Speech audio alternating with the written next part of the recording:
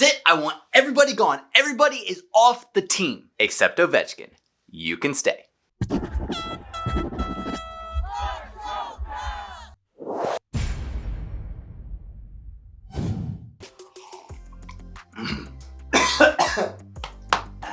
That was supposed to be a sip and a good morning, but that didn't go as planned. Good morning. That's right, I said good morning. It's the next day because I just couldn't bring myself to film anything after watching that atrocity of a hockey game yesterday. In case you missed it, something other than football happened yesterday. The Caps played a hockey game. Well, they showed up to a hockey game and they kind of played, but then they stopped playing and it wasn't really a hockey game anymore at that point. And so while everyone's gearing up for the big game last night, I was gearing up for the big hockey game at noon. And it was supposed to be a clash of the Titans, two of the top teams in the Mass Mutual East Division going at it, vying for one of the top spots in the division. Both teams were really hungry going into this game, and I don't just mean for chicken wings. The Philadelphia Flyers and the Washington Capitals are two of the best teams in the division, nay, the league, and they were both coming off back-to-back losses. And the Boston Bruins were responsible for at least one loss on both of these teams, so you knew that both these teams were mad, and they were coming in this to win it. Alexander Ovechkin scores twice in this game, his 710th and 711th goals, and had 2 assists in this game for a total of 4 points. That is a man possessed and a man on a mission to get his team back in a win column. Actually, the entire first line had a great game. Ovechkin scores 2 goals, Wilson scores a goal, Backstrom scores a goal. Oh wait, that's 4 goals. That's all the goals that the Caps scored today. Yesterday. It was yesterday. I'm filming it the day after. And I shouldn't talk like that. It's not fair for me to say it like that. I say that like no other line showed up in this game, and that's far from the truth. All 4 lines had great chances in this game. Look at Lars Eller. His first game back after a really bad injury. He gets plugged right back into his normal spot, centering the third line, and his line came out with 2 solid chances in their first 2 shifts. And old Trusty, our checking 3rd/4th line, gets moved up to the 2nd line today. It's the same exact line we've been seeing the entire season. Nick Dowd centering Hathaway and Hagelin, but they are given the 2nd line responsibility, and that's huge, and they did another great job. In fact, the announcers on NBC said it, which is kind of weird because you never see me agreeing with anything that the NBC Sports and its announcers say, but they agreed. They were the most consistent and best line for this Caps team, not only in this game, but in the entire season so far. I don't see anything wrong with these lines. In fact, there's nothing wrong with these lines. This is great line management, maybe other than giving Scarbosa that 4th line center nod as opposed to Maillet, but come on, it's the dude's first NHL game. You're giving a rookie an NHL start. It's okay. And the reason it's okay is because this gives Peter Laviolette a chance to see who interacts well with who on the ice, which lines actually work and which lines don't, so that when players do come back, and we are at 100% on paper, he has all that information in his brain that he can put out there and make something work. I just don't think the forward lines are the issue here. In fact, I know the forward lines are not the issue here. All lines are creating chances and getting shots on net. The Caps, at the end of the 2nd period before the complete breakdown of the 3rd period, were out shooting the Flyers 30-14. Yes, they are doubling the Flyers in shots at this point. But despite outshooting them, doubling their shots 30-14, it is a tie game 4-4. That is a giant red flag on someone, and I tell you what, it's not the forwards. This team is in a defensive vacuum, screaming at the top of their lungs for help, and there is no help. Before I go all crazy, I have to say something positive. Nick Jensen this game was the positive for the defense. Nick Jensen was a man possessed out on that ice tonight. I don't know where that Nick Jensen came from. I've never seen that Nick Jensen before, but if he skates like that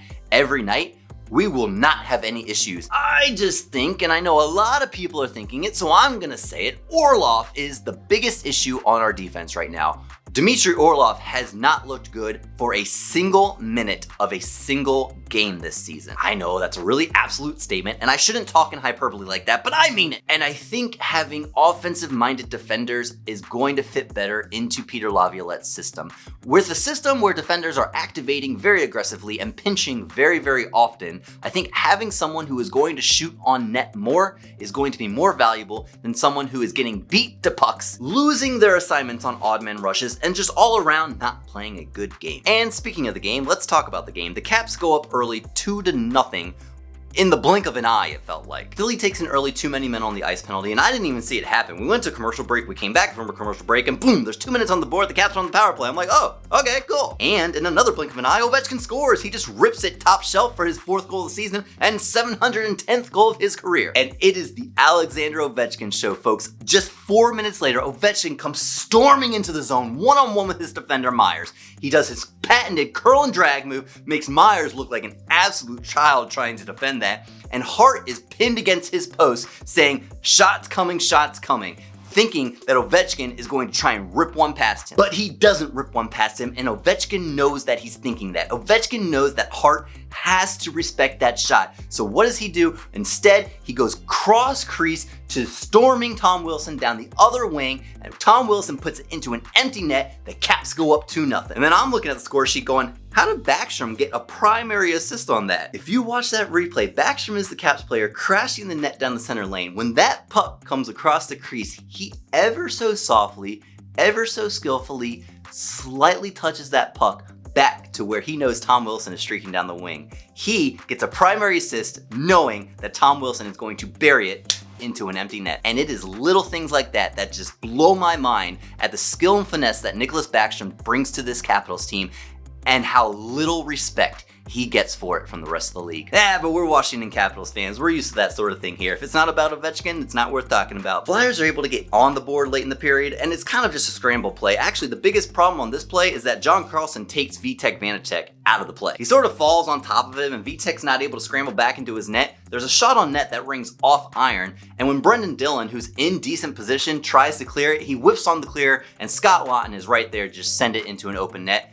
Flyers get on the board, it's 2-1 Caps. And then not even 2.5 minutes, I think it was exactly 2.5 minutes into the second period, Scott Laughton is right there again, and he's able to tie up the game at 2. And this goal is 100%, okay, not 100%, let's go with like 80% Dmitry Orlov's fault. The other 20% is definitely Vitek Vanacek, but this play does not happen at all if Orlov does not get beat hard just inside the offensive blue line, just like Chara did last game. Seriously, it's a carbon copy of the same play. Instead of Chara getting beat inside the blue line, it's Orlov this time. It's an odd man rush the other way, and thank goodness Nick Jensen is playing the great game that he's playing. He makes a two great defensive plays in the corner to Vitek Vanacek's left. The problem is, when that puck comes towards Vanacek, he poke checks it away right to Scott Laughton. It's a sharp angle shot, but Scott Laughton makes no mistake about that one. The whole top of the net is open.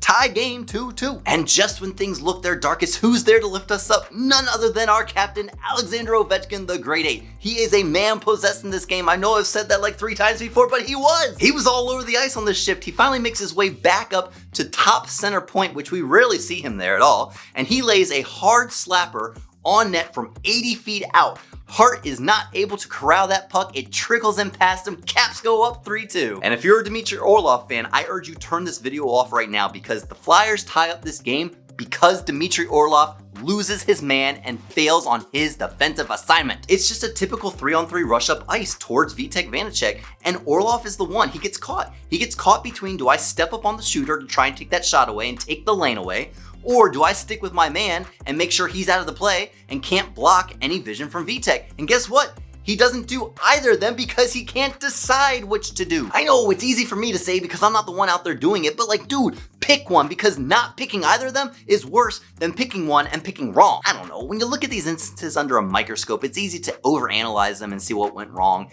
But when you see these little things happen multiple times in a game and multiple times in multiple games, it really starts to throw red flags at me. We gotta see some switch-ups on the defense next game. I don't like seeing the defense play a poor game and then the next game seeing Peter Laviolette put the exact same pairings out there and seeing even more defensive breakdowns. Anyway, moving on, next goal, things don't get better for the Caps. JVR beats Vitek Vanacek one-on-one, pure and clean. And folks, Vitek has got to make that save. It's one-on-one with the shooter. He was aggressive. He's a foot at the top of his crease. He challenged it.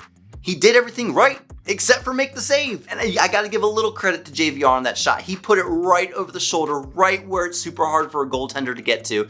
But still, you gotta make a save in that big moment when it's just you and the shooter. And Alexander Ovechkin, after that goal, he knew that was his fault. He knew it. He's shaking his head and he was yelling at himself about it. Not 10 seconds earlier, Alexander Ovechkin takes a shot on net from about 75 feet out. He's just trying to keep the puck in at that point. But instead of just dumping the puck down low to the corner and behind the net, he rips it on net and misses the net. And that sends the puck around the corner and all the way up ice and gave JVR that break and that chance. And after giving up that goal, Vanecek is pulled from net and Craig Anderson is given his first look as a Washington Capital and his first look this season. And it is just a couple games too late. Vitek, he's had a large workload for a rookie goaltender in the NHL. I think we needed to sprinkle Craig Anderson in there about 3 or 4 games ago. I said it at the beginning of the season, with such a short season and compact season, you have to spread that workload for your goaltenders evenly across the two. We lost Samsonov, but Anderson's there. Anderson's a capable goaltender. He's been in the NHL for a while. He's seen a few shots. He knows what's up. Give him the nod sometimes and give Vanecek a break. I wouldn't be surprised if we see Craig Anderson starting the next game against the Flyers. But anyway, before we talk about that issue anymore, let's talk about Ovechkin again, the one-man possessed wrecking crew. He makes it happen again here. A great pass, high to low, down to Backstrom, who is all alone right in front of Carter Hart, and Backstrom just makes the filthiest move. He goes backhand and acts like he's gonna go back to his forehand, pulling it back to his strong side, but instead, knowing that Carter Hart is just leaning to that side, waiting for the forehand draw, Backstrom just pushes it in backhand. Caps tie up the game right at the end of the second period. It's 4-4. And if you came here to talk about Washington Capital goals, that's all I got for you. The bag is empty because the rest of the game is all the Flyers. The Flyers came out buzzing in the third period, and props to the Philadelphia Flyers first shift in this period. They are the ones who put the entire Caps team on their heels, and the Caps were not able to step back up and match it. This is the goal that Craig Anderson gives up that I think was kind of soft. Couturier is actually just smacking at a bouncing puck. He's trying to just get it in however he can. Craig Anderson is not expecting a shot at that point, and he's not able to drop down into the butterfly fast enough, and the puck beats him 5-hole. The Flyers go up 5-4. And a couple minutes later, Char gets high sticked and the Caps go to the power play. Oh wait, Char didn't get high stick? Well, he got high stick, they just didn't call it. But they'll learn from their lesson, right? Oh look, they did learn from their lesson. They called a high sticking this time, except it's against Chara and it's a double minor. Yeah, there was blood.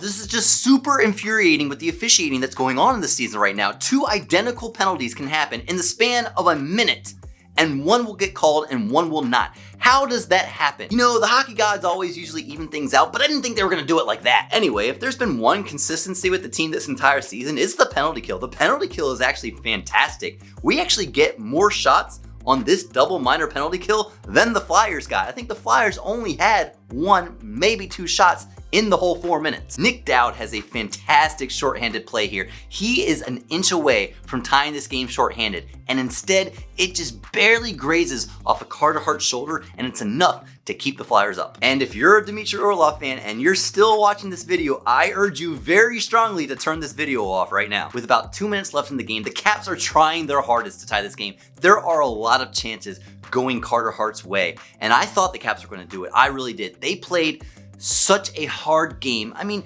so many shots on net, you think one eventually has to fall in. And with so much pressure getting pushed into the Flyers zone, Brendan Dillon tries to pinch the puck to keep it alive. A bouncing puck gets past him. Now he does a good job here of skating back as hard as he can to make the 2-on-1 develop into a 2-on-2. However, Dmitry Orlov gives up on his man as soon as the shot is fired. Orlov's assignment here is Scott Laughton, the man carrying the puck and the initial shooter. Laughton sends the puck across and up towards the crease looking for a deflection play. Anderson actually makes that save. He does his job and he makes the initial save. The problem here is that as soon as Laughton let that puck go, Orlov stopped playing. Anderson makes the save, the rebound comes out, and because Orlov stopped skating, Laughton is just left all alone to all his own devices, and he just lays it into an open net, and he completes the hat trick, and the Flyers go up 6-4. All he has to do, all Orlov has to do is stick with his man after letting that puck go and take the stick away. If that stick is taken away in any fashion, Anderson has a solid 2 seconds to get over and fall on top of that puck and freeze the play. But no, Orlov stops skating on this play. He gives up his man. He is the reason that the Caps lost this game. And I really don't like blaming it on one person, but guess what? I'm gonna do it. Oh, as a fan, there is nothing more frustrating than watching one of your players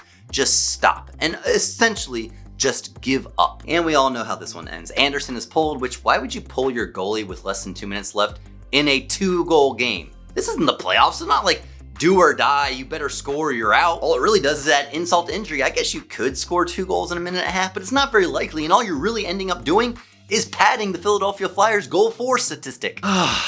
You see all the signs and you're not able to do anything about it. That's probably the most infuriating thing about being a fan, is that you sit here and you watch all your games and you cheer on your team and you see the things going wrong and you're not able to reach into that TV and change things like you think they need to be changed. It's one of those situations where you just have to say, give me the strength to accept things I cannot change. How's that saying go? Give me the strength to change the things I can and not accept the one of those Snapple sayings. My opinion is that the defense is the biggest issue right now, and my bigger opinion is that you probably need to look at a couple of the guys from your taxi squad and give them a nod in a couple of games and see if anything changes. We all know the definition of stupidity, doing the same thing over and over and expecting a different outcome. Right now, the coaching staff is on the verge of stupidity. Now, don't twist my words there. I'm not saying the coaching staff is stupid and they don't know hockey and they shouldn't be doing their jobs. No, that's not what I'm saying. What I'm saying is, I hope that they are able to see when a change needs to be made and then have the gall to make that change. We get to see Philly again on Tuesday, and I hope, I pray that some changes are made to this lineup and something is shaken up to try and jog a change in this team, because this team has so much talent and they have the ability to win. We've seen it. We've seen it this season already. We are able to put together wins. But when something's not working, you need your coaching staff to step in and just throw a wrench in that situation and just do something that is going to force change in the entire team. But what do I know? I'm just a fan. Hey, if you like this video, smash that thumbs up button for me. And if you enjoyed your time here, consider subscribing. I'd love to see you come back. And as always, every day, not just when we win. Let's go, Caps!